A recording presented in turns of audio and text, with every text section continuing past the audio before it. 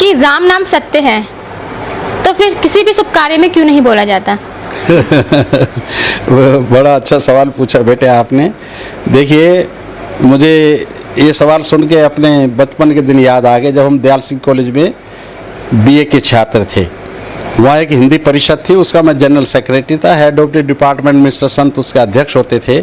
एक बार हमने अपने एनुअल फंक्शन में बुलाया हरिवंश राय बच्चन जी को, जो अमिताभ बच्चन के पापा हैं। वो आए, कार्यक्रम समापन की ओर था, तो मैंने उनका धन्यवाद करते हुए ये बोल दिया कि अब हम अपने छात्र संघ की ओर से, अपने गुरु वृंद की ओर से, समस्त विद्यार्थी परिषद की ओर से अपने आज के मुख्य अतिथि जी के प्रति सम्मान के रूप में श्रद्धांजलि अर्पित करते हैं। मैंने श्रद्धांजलि अर्पित करते हैं क्या बोला कि सारे लड़कों ने हुटिंग शुरू कर दी। टीचर भी सारे कुछ असमंजस में पड़ गए, कुछ हंसने लगे, कुछ इधर उधर झांकने लगे। मैं भी बड़ी असहज स्थिति में आ गया। तो अमिताभ बच्चन की महानता देखिए, उनके पिताजी की, हरिवंश राय बच्चन की। वो उठकर आए मंच पर और कहने लगे कि भाई आपके इस तरीके से शोर करने का मैं अभिप्राय भली भांति जान गया हूँ। आप श्रद्धांजलि शब्द को लेकर जो आपके मन में शंकाएं हैं, उससे ये माहौल बना है। देखिए, कुछ शब्द रूढ़ होते हैं।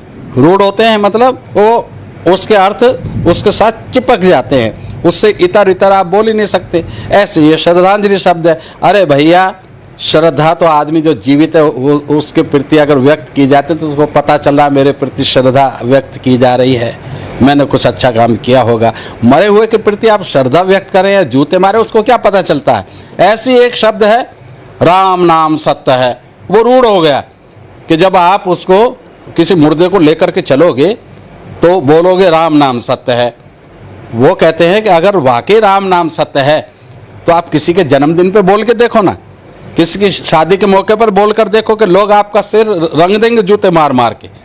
तो राम नाम सत्य है वो एक मुर्दे के साथ जाने के लिए टाइप्ड हो गया। इससे ज़्यादा उसकी कोई और सच्चाई है नहीं, कोई सत्यता है नहीं।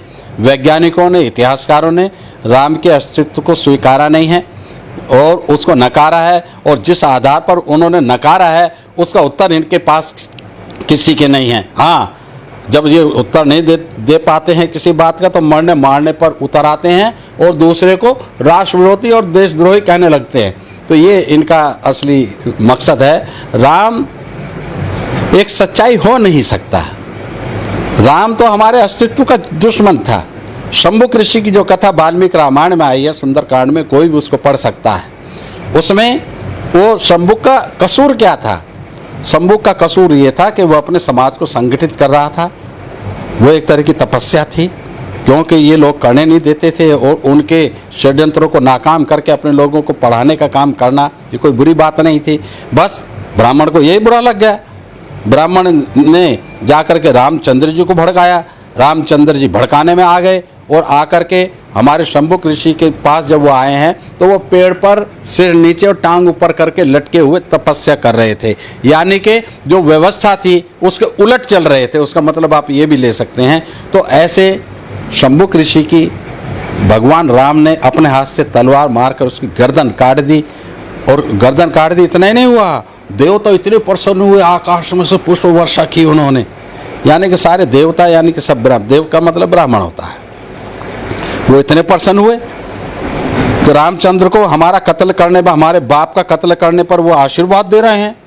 तो वो राम कैसे सत्य हो सकता है या हमारे लिए कैसे श्रद्धा का आधार हो सकता है? नहीं हो सकता। इसलिए ये कहना कि राम नाम सत्य है, चाहे मुर्दे के साथ कहो चाहे उससे अलग कहो, हमें तो कोई फर्क पड़ता नहीं। हमारे लिए तो राम नाम झूठ है और झूठ ही रहेगा।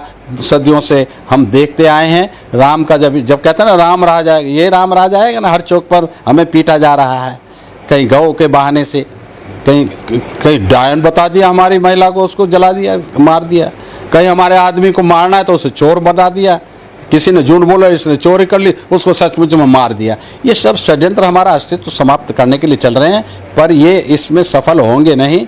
हर जुल्म का अंत होता है, हर जुल्म की एक संध्या होती है, हर जुल्म का अवसान होता है। इसका भी अवसान होगा और बहुत अच्छे तरीके से होगा। देखते रहो बच्चों, आने वाले समय में इनकी सारी कलई खुलने वाली है। तो राम नाम सत्य नहीं होता, राम नाम सत्य होता तो उसको कहने की जरूरत ना पड़ती। सत्य तो अपने आप प्रकट होता है। कोई गुलाब कहता है कि मैं गुलाब हूँ, मैं खुशबू छोड़ता हूँ ना, अपने आप खुशबू नाक तक आती है। कोई गोबर कहता है कि मैं गोबर हूँ, मैं खराब हूँ, मुझ में से बदबू आती है, उसकी बदबू अपने आप हमारे नाक तक आती है और हम कह देते हैं ये घृणित चीज़ है। इसलिए राम में अगर कोई जान होती तो आज भी राम के विरोधी दुनिया में ना होते।